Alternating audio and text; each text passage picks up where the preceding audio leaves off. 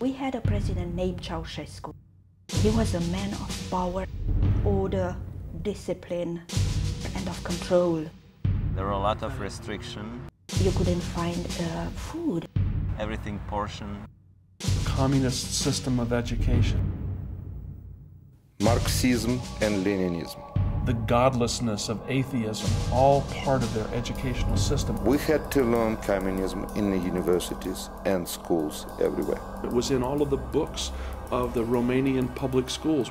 Our society has moral problem because during those 50 years of darkness, the atheist cut off the roots of faith in God.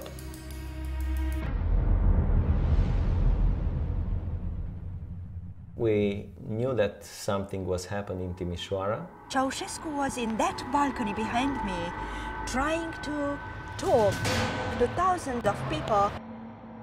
The bitterness and the hatred were exploded from their hearts, and they were shouting, "We don't want Ceausescu anymore." My son was in the army and was ordered to protect the government. The young soldiers received the order. They had to shoot.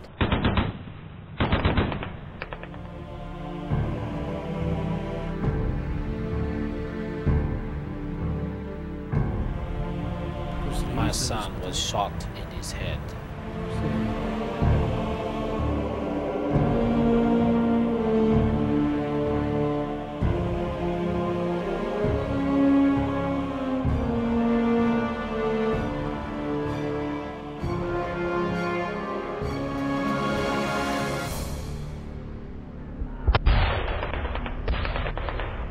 Within 2 days, a big change started.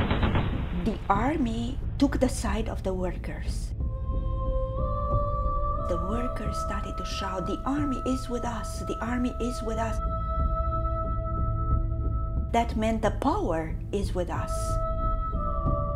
And when the army turned onto the people's side, my dad actually got to ride on one of the tanks.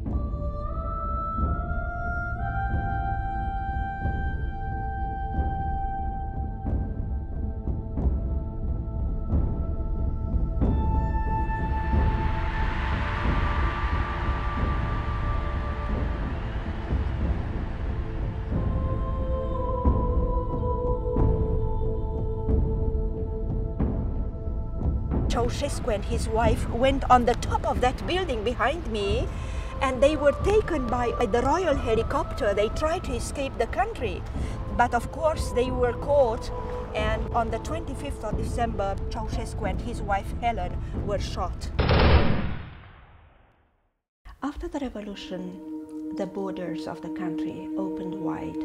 As we walked throughout the streets of Romania, they were all flying a flag.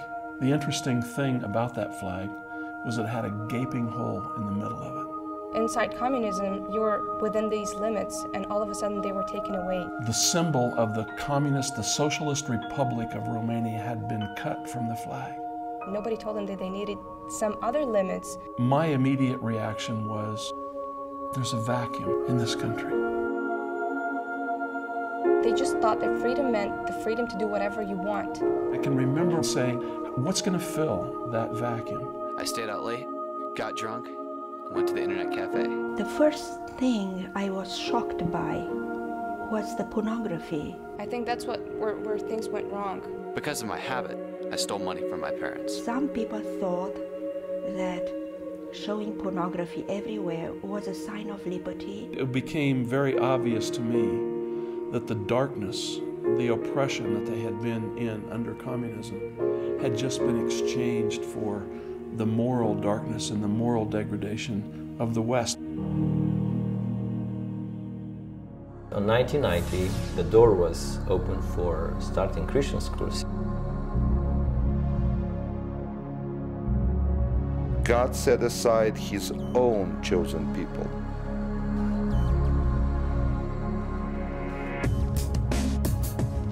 People who kept the faith and stuck to the Lord. God had preserved a group of Christian teachers throughout all of those 40 years of darkness of communism that were ready to take the light of the gospel of Jesus Christ and take it to the kids of Romania. It's hard to be a teacher, but it's very beautiful. Great majority of teachers in Christian schools feel a calling to do it. I teach because I think this is my calling. That their calling is high and noble. These children are for me like my own children.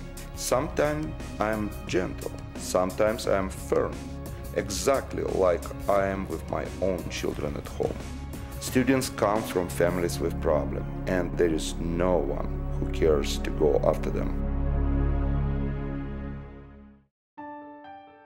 Vlad was a student who came to our school a year ago.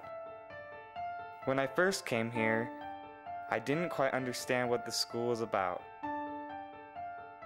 Because of his drinking and smoking and bad behavior, none of the public school in Romania would enroll him. One day, Vlad was disrespecting his teacher.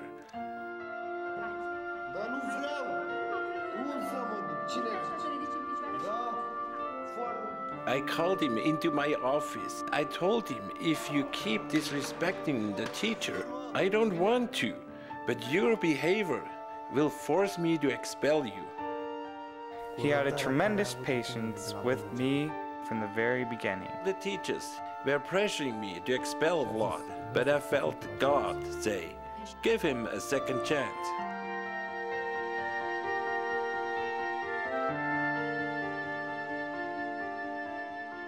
Cornelius approached me after the chapel. He wanted me to pray for him and ask the Lord for forgiveness. I realized that I'm a sinner, saved by grace, and I no longer want to live in darkness. Vlad is a totally different person now. He comes to chapel, he sings with the other students. I can't imagine where he would be if I didn't give him a second chance.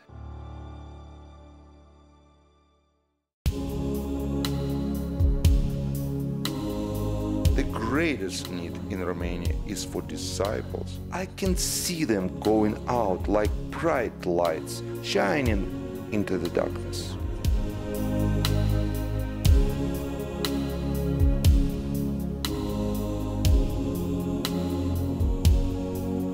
Romania's only hope is only Jesus. We have to keep this flame, this light shining.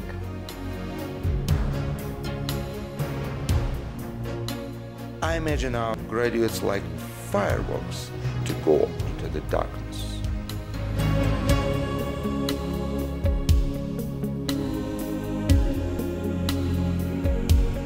Christian schools make a real difference in the students' lives. If it was not for the school, I'd be in jail by now. I believe God has a plan for my life, to do great things through my life. God is calling me to become a counselor for street children.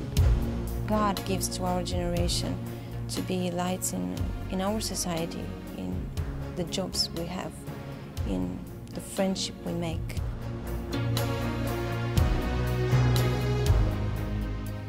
If we can capture the minds and the hearts of kids, we can change a community, we can change a culture, we can change a country, we can change a continent.